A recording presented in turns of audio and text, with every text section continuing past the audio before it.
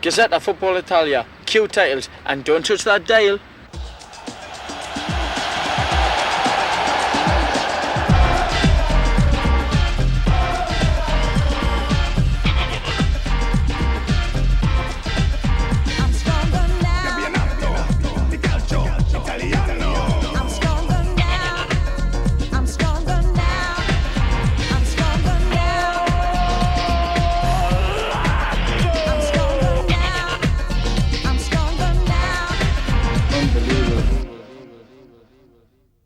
Hello. Well, on Sunday I had a hard game against Napoli, got a bit of a knock. Everything seems to go well. I'm having a problem. Big match on Sunday, going out live. But first, this. Coming up, Des Walker's Sampdoria and their battle with Roma. James Richardson with all the news from behind the week's headlines. Every one of last Sunday's Serie A goals. There's your chance to win a trip to the Italian Cup final and an Italian national shirt and a ball signed by Juventus superstar Roberto Baggio. And we see him and Italy in action in their World Cup warm-up against Mexico. Paul Gascoigne rounds up all his week's news. We get the views of his England teammate David Platt as we preview tomorrow's big live game, Juventus at Lazio. And we hear from Crystal Palace boss Steve Coppell as he goes spying in Italy. Could Vialli be on his way to Selhurst Park? But it's Roma and Sampdoria who kick off our action as Gary Bloom reports on last weekend's important Serie A match. This week Roma's fans have been calling for a change of coach. Defeat for Roma today and the supporters will probably get their wish. Its ironic void in Boscov's career could be decided against a team which he took right to the top. But Boscov's gamble today surrounds his selection of who plays in the number 9 shirt. Argentinian Claudio Caniggia is earmarked as Roma's principal source of hope. Andrea Carnevale makes way for Caniggia's return. Des Walker ended last week's game against Juventus with a sore head and bruised ego, the result of a farcical collision with Marco Lana, which led to Juventus's equaliser. Walker's fit enough to play in defence again and could well occupy the left-back berth in which he looked so ill at ease a week ago. Roma to get the match underway. Plenty of space now for Roma to build. Roma, remember, have lost their last 2 games, and here's Rizzitelli for them. Lana gets the ball out of play, and Roma have the corner. Hessler, Rizzitelli again, another corner.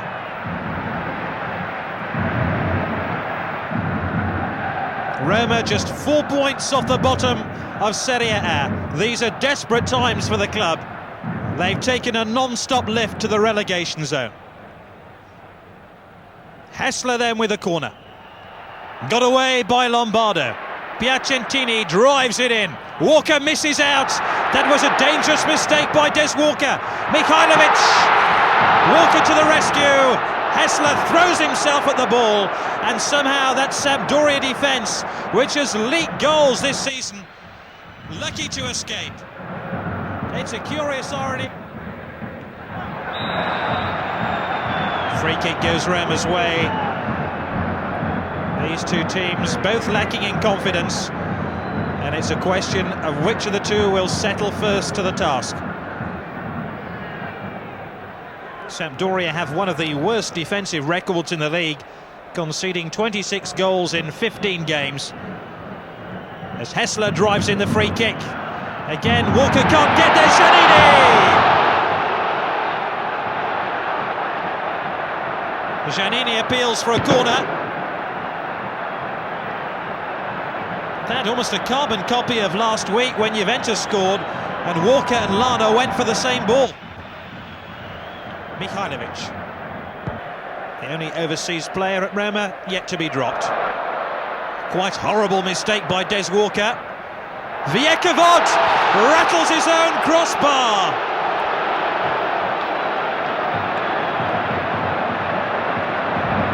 This would have been a really bizarre own goal.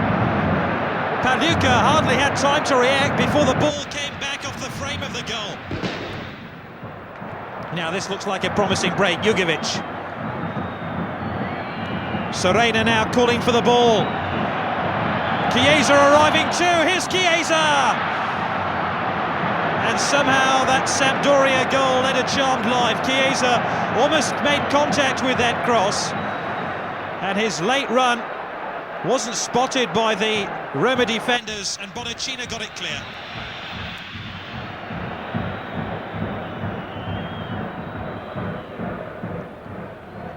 That looked like a push by Benedetti, but the referee waved play on. Here's Mancini. Oh, through to Lombardo! And Civoni had to save with his legs. The raid hasn't finished yet. Serena. Chiesa's come across to the right-hand side if he can find him. Jugovic can't win possession. And Giannini can get Roma going again. Rizzitelli. This looks promising. Caniggia! Rizzitelli! Still Rizzitelli!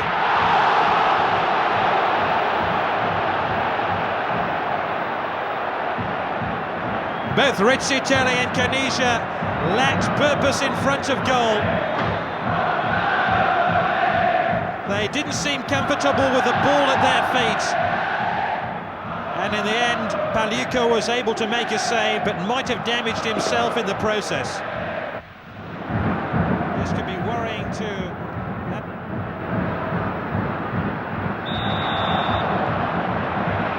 This time the foul was on Piacentini. Serena was a player involved. I suspect if Serena wouldn't have fouled him, Chiesa would have.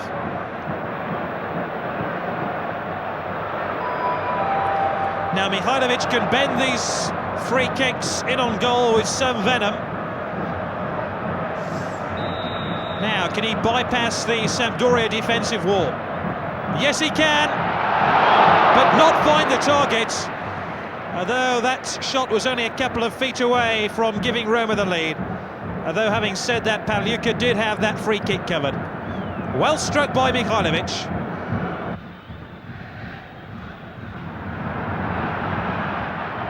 Hessler.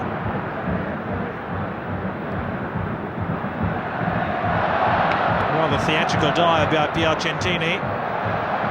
Walker doesn't get forward very often now.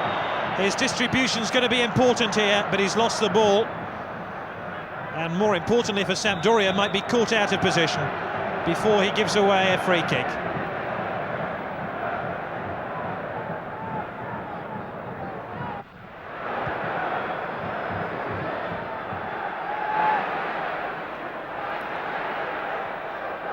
Rizzitelli.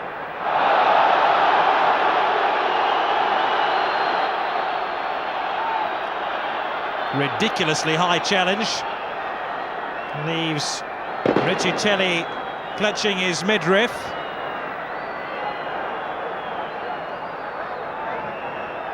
What was Manini thinking about? Almost causing grievous bodily harm there. Rizzitelli back in the land of the living. And Roma will have the free kick.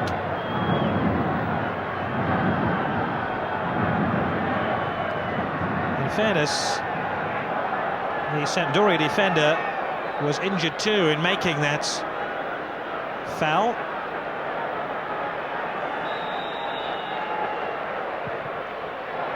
Headed clear by Lombardo.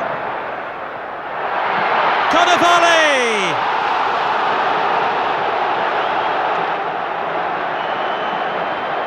He was brought on to convert those chances, but he's unable to fire Roma into the lead. Hessler with the corner.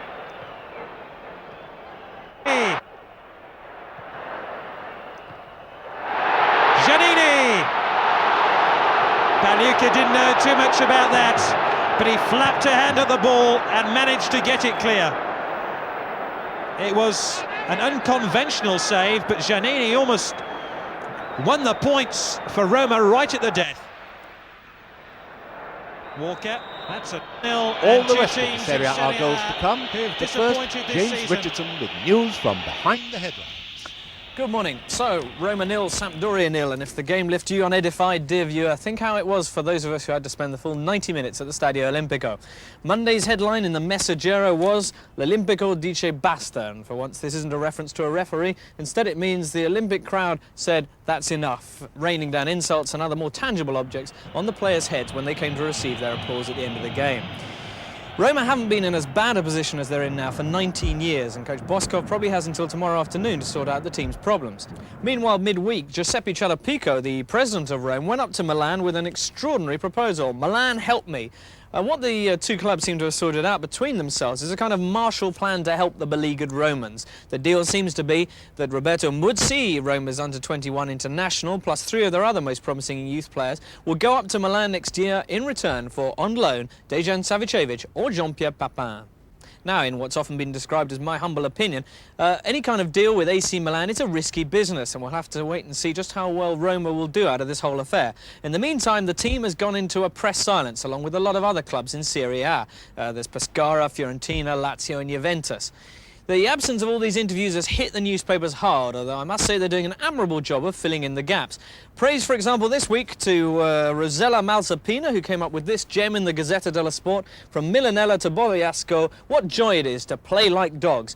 Feature this on the canine friends of some of the players in Serie A. Who likes dogs the best? Apparently, it's Alessandro Melli, who has 3.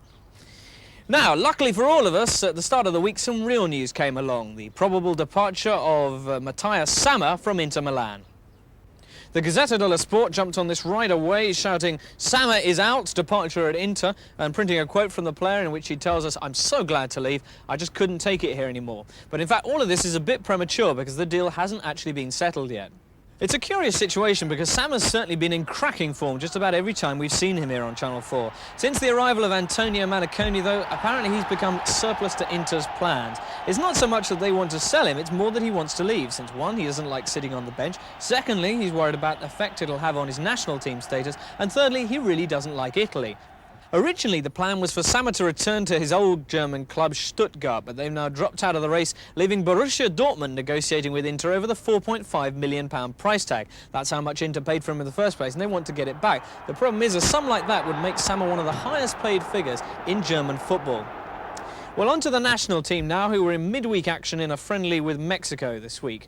They had a victory, not a very convincing one according to the newspapers. In the Gazzetta, it's Italy stays far. In the Corriere dello Sport, Baggio's quote, "This needs Vialli." The papers were pretty unanimous, though, about the appalling behaviour of a section of the Fiorentina crowd. Now, fans in Florence have quite a reputation for bad behaviour towards the national team, largely based on the fact that they hate Roberto Baggio because of the fact that he left their team for Juventus. So, all through the week leading up to the game, the mayor of Florence and Vittorio Cecchi Gori, the vice president of Fiorentina, broadcast appeals for good behaviour during the match. Despite that, or conceivably because of it, the Curva Fiesole was packed by about 3,000 ultras who whistled during the national anthem and then heaped abuse on the Italian players during the game. The Italian players, as you may imagine, were shocked and dismayed. Not so Spike Lee, though, Vittorio Cecchi Gori's special guest during the game. "I don't know much about football," he told reporters afterwards, "but I like the atmosphere." Well, if you're intrigued by all that, rest assured that highlights are coming up after the break, along with a competition, our weekly chat with Paul Gascoigne, and Serie A goals from last weekend. All of that in a couple of minutes, so see you then.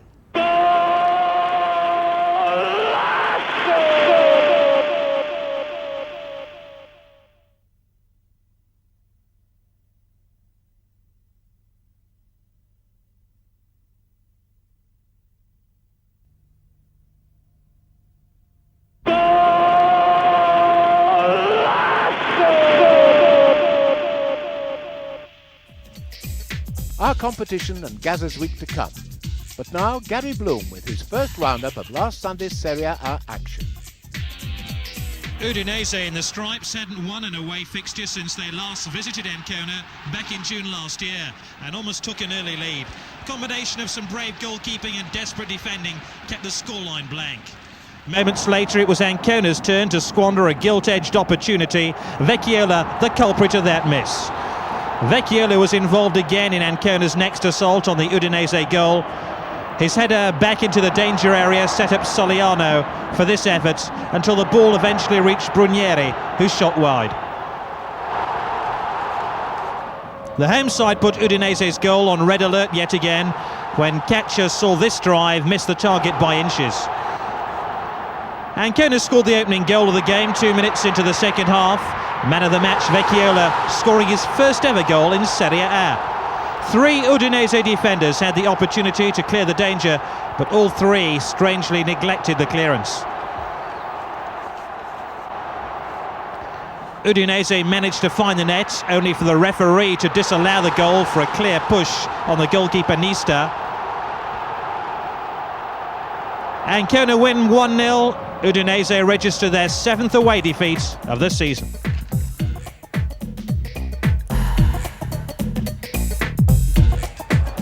Milan travelled to Brescia, aiming to extend their unbeaten run, and their hopes received an early boost when the Romanian international Radu Choi was sent off for insulting a linesman. From then on it was one-way traffic. Only the upright denied Hullit a goal here. But the champions broke the deadlock in the 21st minute as Massaro fired past the goalkeeper. Massaro was starting only his 4th game of the season. Here he is scoring his 4th goal. Brescia, down to 10 men and without a genuine striker on the pitch, struggled to move out of their own half. Lentini was just off the mark on this occasion. Rijkaard, returning from injury, then set up his fellow countryman Ruud Hullit. Massaro's follow-up appeared to cross the line, but it remained 1-0. Massaro was having a field day. Perhaps he should have done better here, having most of the field to run into. On full-time, it was Rijkaard's turn to breach Brescia's overworked defence, and Landucci saving well. Milan make it 8 wins out of 8 away from home. Cagliari and Foggia, who are in white, met in Sardinia. Both clubs yet to secure a win in the new year. Foggia was soon down to 10 men. De Vincento sent off for elbowing Capioli.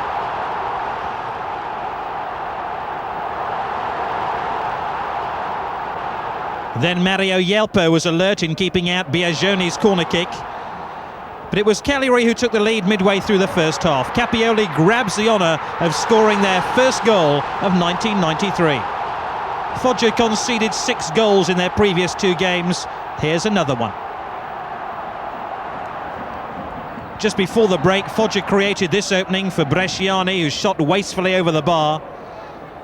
Into the second half now, and Foggia really should have drawn level. Bresciani again fails to find the target. Puchedo then tested the reflexes of back in from long range, before Foggia had a second man sent off for deliberate handball. De Bari is red-carded for his second cautionable offence. Foggia's 9 men continued in their search for an equaliser, which arrived in the form of a penalty 11 minutes from full-time. Herrera failed to contain the speed of Mandelli. Di Baggio comfortably converts the penalty for his 3rd goal in 4 games. Cagliari were unfortunate not to have regained their lead minutes later when Moriero's goal was inexplicably ruled out for offside. At least 2 Foggia defenders were playing the winger onside. The home team squandered the last chance of the game. 1-1 the final score. Foggia slide into the relegation zone. Fiorentina coach Aldo Agroppi once played for Torino. The 2 teams met in Florence at the weekend. Torino in white had the best chance of the opening stages. The goalkeeper did well to divert Venturin's drive. Brian Laudrup's trickery and persistence created this opportunity for Orlando. The Danish international then decided to go it alone, but the outcome remained the same. Torino's next attack resulted in this comedy of errors. The ball eventually falls to safety in the welcome arms of the goalkeeper. In the second half, Brian Laudrup's pass is well cut out by Fusi. However, the referee judged that that was a pass to the goalkeeper. Bruno blocked the resulting free kick, though he couldn't have been more than 5 yards away. Effenberg was then denied a shot on goal by Fusi again. Torino did manage one attack in the second half, but Enzo Schifo couldn't direct this header on goal. Fiorentina were having no luck from close range. Here's Orlando having a go from long range. Batistuta had the game's last opportunity. His attempt to surprise Marchigiani failed. Torino haven't won in Serie A now in 7 matches. More goals later, but now it's competition time here on Gazzetta Football Italia. And your chance to win an Italian national shirt signed by Roberto Baggio, a ball autographed by members of the Italian squad, and some special Marco van Basten boots. Just answer a simple question by ringing us on 0891 333 444. Baggio and the Italian team were in action in Florence this week as part of their World Cup preparation. Highlights are coming up shortly. Now the current Italian manager, A. Enzo Bearzot, B. Azeglio Vicini, or C. Arrigo Sacchi. And remember, we always give the answer somewhere in the programme. The first correct caller picked out by our computer when lines close next Thursday goes into a winner's draw for a dream trip for 2 to the Italian Cup final in June. They'll also take home this Italian national shirt autographed by Roberto Baggio and a ball signed by some of his international teammates. 5 runners-up win a pair of these magnificent Marco van Basten football boots and copies of our own Football Italia magazine. In Gazzetta last week, 5 runners-up all received copies of the book Soccer the World Game, as well as copies of our own Football Italia magazine. Finally, remember you can get full details of all our competitions by turning to page 365 of Forte, Channel 4's teletext service. And so to the international scene, and Italy continued their World Cup build-up in Florence on Wednesday night, when they took on Mexico at the Artemi Franchi Stadium. But they didn't get much of a reception from a small section of the 25,000 crowd who booed and hissed throughout, to the disgust of manager Arrigo Sacchi. Frankly, the side deserved it in a lacklustre first half. The only notable action was a superb header from fullback Maldini and an equally superb save from Campos. The Mexican goalkeeper, whose dream is to play in Italy, did his case no harm with an excellent display. But even Campos was unable to stop Italy taking the lead 10 minutes after half-time. From Bianchi's clever through ball, it was Roberto Baggio who turned 2 defenders and shot home. Campos, who also doubles up for his club side as a striker, he scored over 40 goals in the last 2 seasons, was helpless this time in his number 1 role.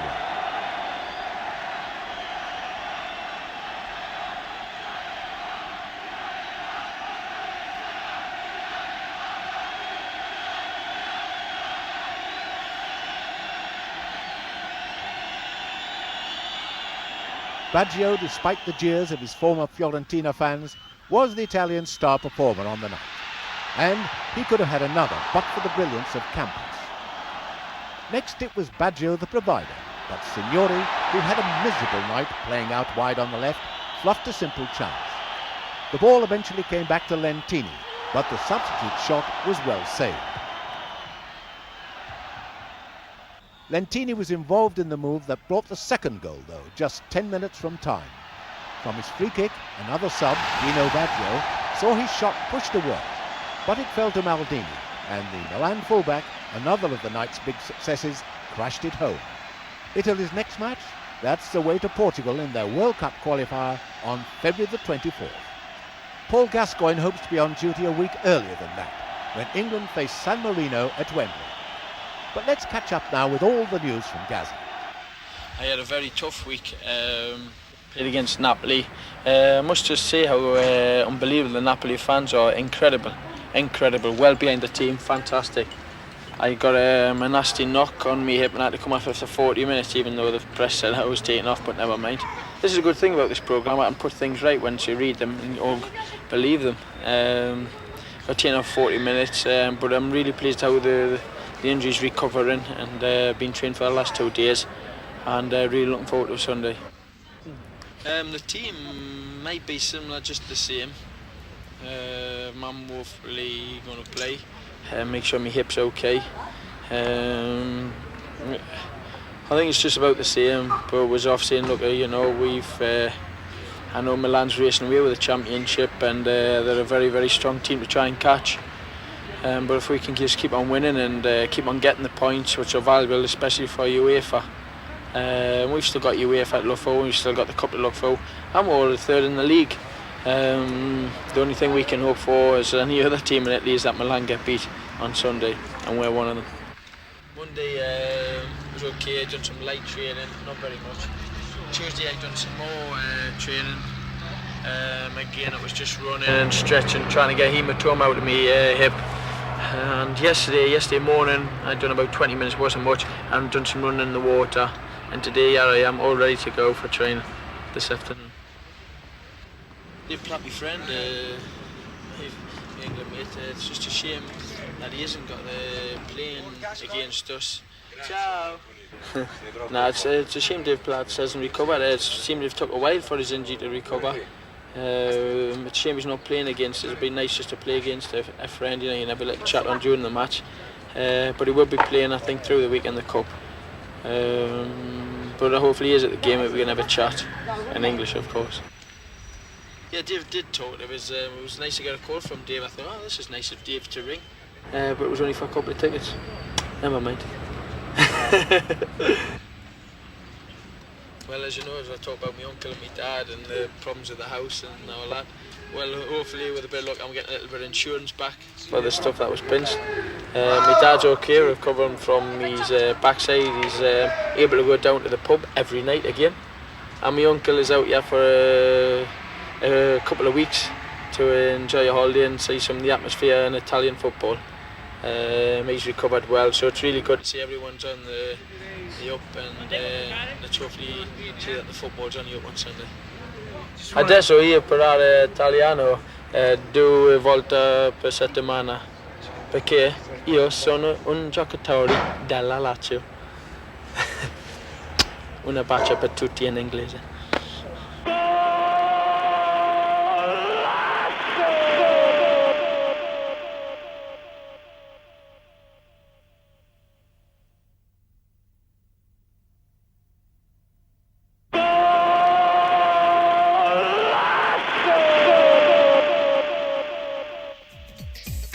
Welcome back. Tomorrow's big match preview coming up, but first, the rest of last Sunday's Serie A goals. Atalanta in white started the day in 4th place and were hoping to continue their recent positive run in Genoa. The positive run by Thomas Scoravi almost gave Genoa the lead. Genoa almost went ahead with the use of a head. That of Padovano, Minado's head, repelled the raid. With free-kick specialist Branco in their team, Genoa are always ready to come alive at dead ball situations. Ferron fists to the rescue, and as the ball is cleared, watch out for Gans, who almost sets up a counter-attack of some purpose. Branco's swirling free kicks were still homing in on Atalanta's goal.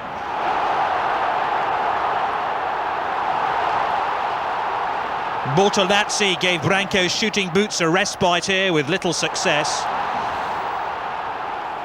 Into the second half now, and the Genoa number 2 Panucci weaved his way through a cluster of white shirts. The home side explored every means of not scoring. Both Ruotolo and Scoravi might have made it 1-0.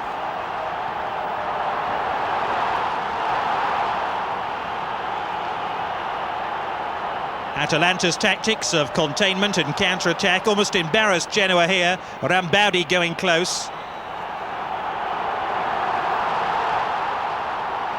16 minutes from full-time and Atalanta's overemployed defence finally capitulated.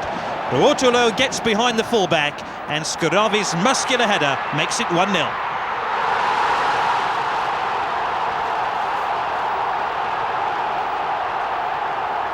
The Genoese supporters were delighted and relieved in equal measure. This was Scoravi's 6th goal of the season. Rambaudi was still attempting to kickstart Atalanta's response. A narrow win then for Genoa. It's Atalanta's first defeat in 6 games. Inter in the dark shirts had to beat Parma to have an opportunity of keeping on the shirt tails of Milan at the head of the table. Berti here denied by Ballotta, but that was to change later in the game. Did at half-time. Inter thought they'd equalised here. D'Agostini's cross was headed in by Minotti, but trust the linesman to spoil Inter's fun. Watch out for number 4 Berti to the right of your picture. He's the first to spot the linesman's flag.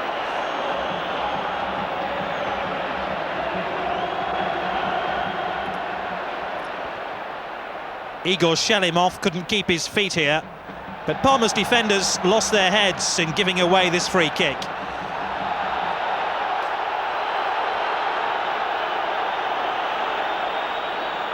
Shalimov's shot didn't hit the bullseye, but it wasn't far away. Neither was the follow-up. Abate replaced Senga in Inter's goal, while at the other end, Berti's extravagant dive over Apolloni went Inter this free kick. D'Agostini hit the frame of the goal and then looked like he'd seen a ghost. The spectre of Inter's equaliser loomed greater and greater. Bergami and Orlando denied here. Arte was doing his first team prospects no harm at all, keeping out this Asprilla header.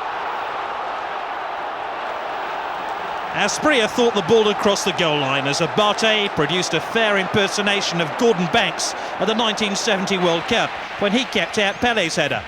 Inter make it 3 wins out of 3 for 93. Juventus in these striped shirts were expected to win handsomely against Pescara, and they were soon in front from Roberto Baggio.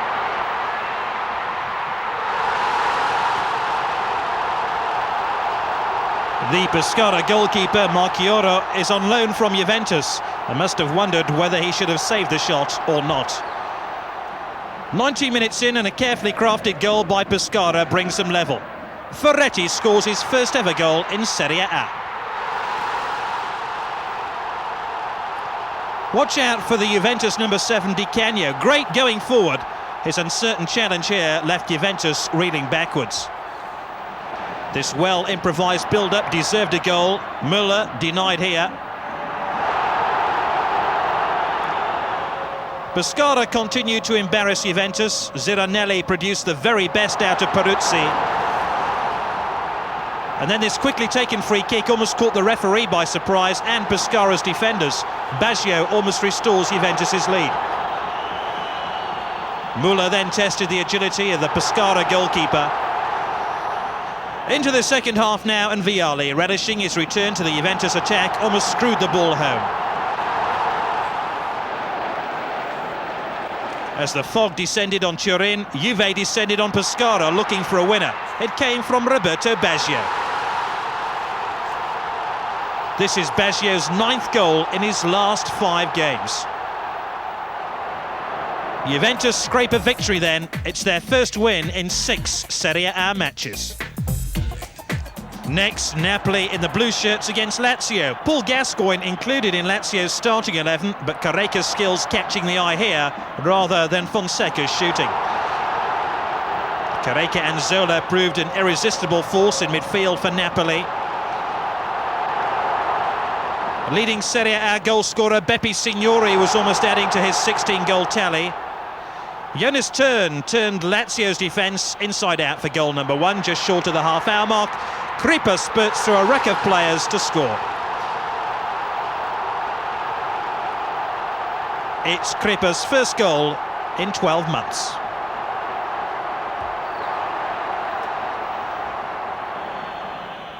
Lazio should have scored here. Vinter's header into the path of Dole into the advertising hoardings. Paul Gascoigne, despite his recent injuries, hasn't lost any of his old inventiveness. Signori's deep cross picked out Dole here. Gully's knees to the rescue. But it was Napoli who swept into a 2-goal lead an hour in.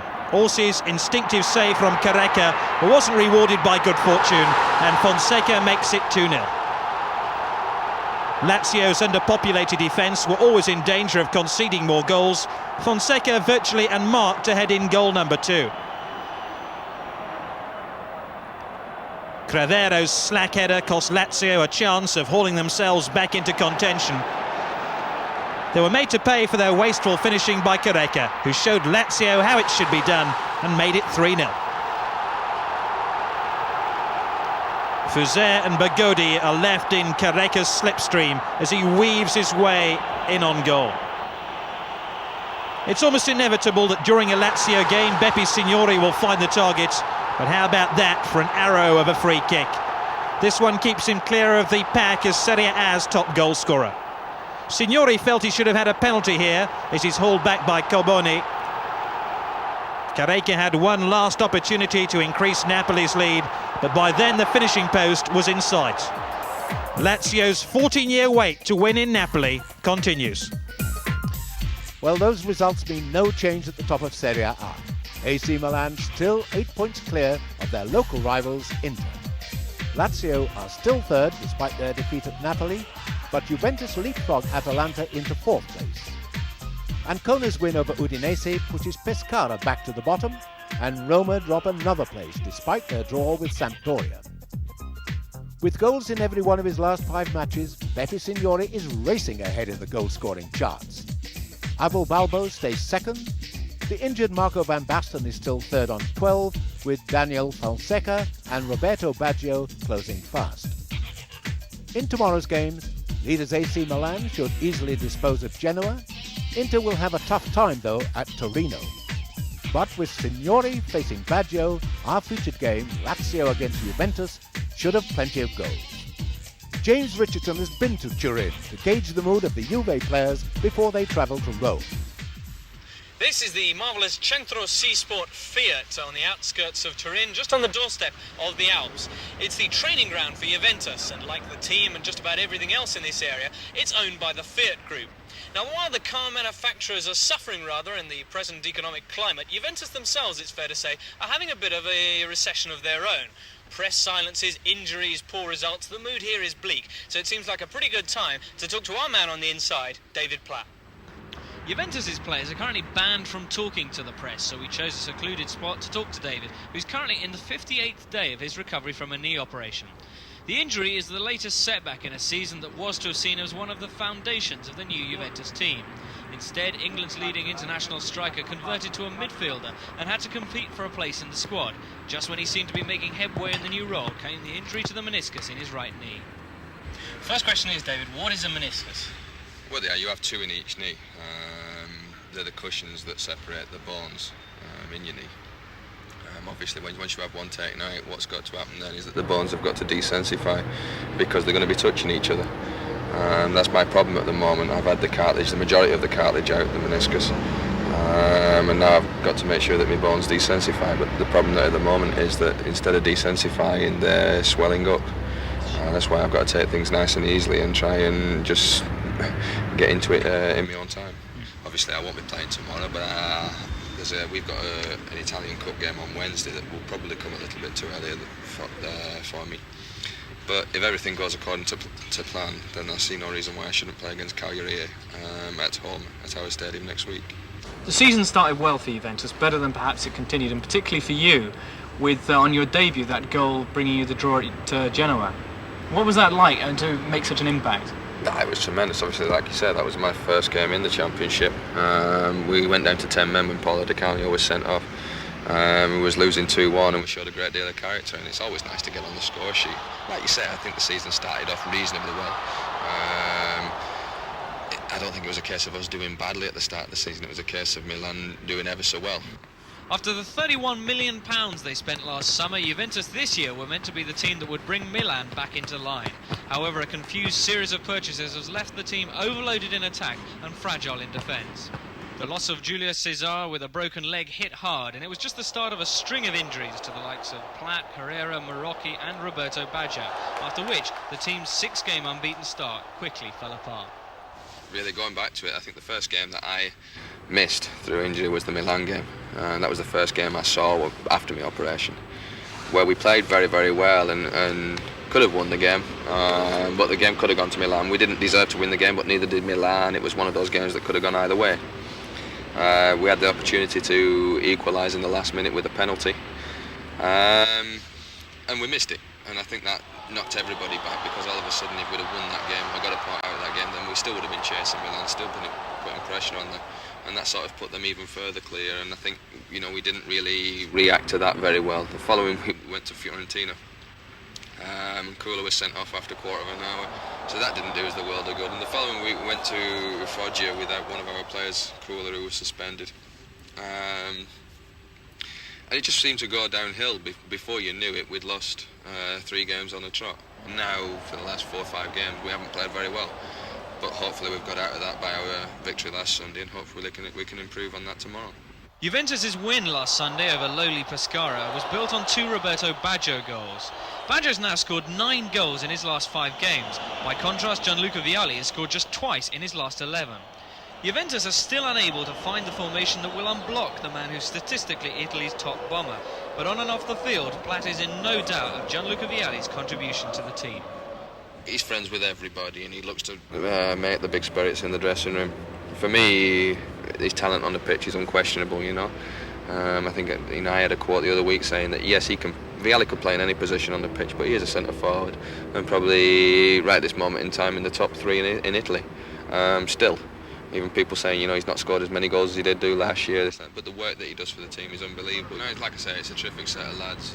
I think you come in when I first came here, you know the likes of Baggio, you know the likes of Vialli, and you wonder how they're going to be. But they're just like normal gears, normal blokes. They're tremendous, you know. Robbie likes his fun. He's still only young and he likes his fun. But when he goes out on the pitch, he goes out to win. And the talent he's got is unquestionable. Baggio's return has lifted the team immensely, but the bad news for Juventus is that aside from the still injured Giulio Cesar, Massimo Carrera will probably miss tomorrow's game. It weakens an already leaky defence as Juventus try to overcome a Lazio team that's now one of the new forces in Serie A. So tomorrow, Lazio, Juventus, 2 third-place teams. Players always deny that any match is decisive, but it is presumably a game that we should be watching. Certainly. Like you said, 2 teams that are riding high, reasonably high in the league at this moment in time. Probably both chasing Inter rather than Milan. I think Milan are too far in front now for anybody to catch. But second place is very, very important, and I think both teams will be going out. I think any team that plays against somebody like Juventus, it becomes a good game because they're playing against Juventus, and Lazio have been tremendous all season, and are an attacking side. That's Signori. I think he's the danger at this moment in time. You know, he's scoring goals left, right and centre. Yeah, they have this bloke called Gascoigne as well. Well, obviously he's going to be a danger. I mean, somebody of that talent is going to be a danger, but Signori seems to be getting all the goals.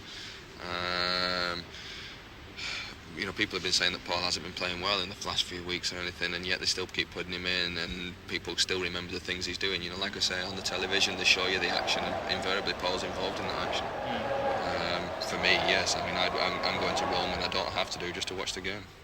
Well, at this point, who should jet into the Juventus training ground but Steve Coppell, ex-England international and now manager of Crystal Palace. Steve's got a few days off, but he's a man who clearly doesn't believe in getting away from it all. Steve, you're out here for a couple of days. What exactly has brought you out here? Well, I try and do it every season, go somewhere in Europe just to see somebody else work. I've been to France to watch people, in Holland. I went to Holland last year, and with your programme, which I suppose like every football person watches on a Saturday, I thought, well, why not try and come and watch a couple of teams over here. Trapattoni has a reputation as being one of the best in Europe, so no better place to come to just to see somebody else work. It's very difficult to pinch ideas, because what you can do here in the very, very comfortable climate, I couldn't really translate to South London when we're ankle deep in mud and we can't train on the pitch because we're waterlogged. So it's just nice to come here and see somebody else under pressure for a change. On my way here today, I was sort of imagining what kind of work he would be doing, and it's more or less exactly as I imagined. Very, very disciplined. When he came out into the field, the place seemed to go quiet, and you could tell the respect the players have for him. And now that they started work, physically it's not too strenuous, with an emphasis on techniques and skills, and the players are quite prepared to repetitively do the same thing over and over again, just to try and perfect the techniques.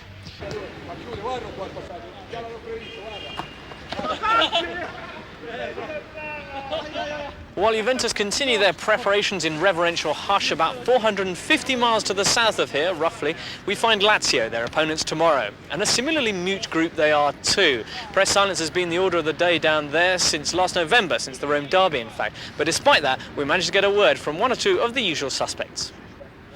We got beat on Sunday against Napoli, and you could say by the mood of Dino's off full time in the dressing room, wasn't too happy. But everything now seems on the up, and everyone's enjoying training again, and let's hopefully that we can carry the spirit into the game Sunday and carry on getting the 2 points, which will hopefully at the end of the season take us into UEFA. Well, if Lazio's coach Dino Zoffers lightened up this week, he's certainly at pains not to show it. He did give us, though, as an ex-Juventus player and coach, his view on his old club's current woes. Ho avuto qualche difficoltà iniziale perché è una squadra con diversi giocatori nuovi anche loro, però io credo che la Juventus venga fuori bene, speriamo che non inizi domenica. Juventus' defence is not looking too strong at the moment, but yeah, we've got this guy called Jovan Kola. He's a very strong player, and he seems to be the player that's keeping them together. And let's hope that we can get a couple past them on Sunday. With me, hopefully getting 2. I say 1, but 2.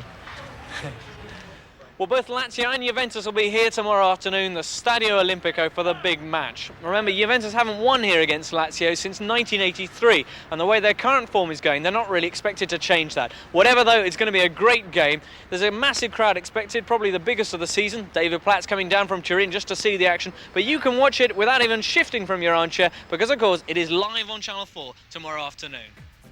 So that's Lazio against Juventus live here on Channel 4 tomorrow. As usual, our programme starts at 1:15. Join us for that.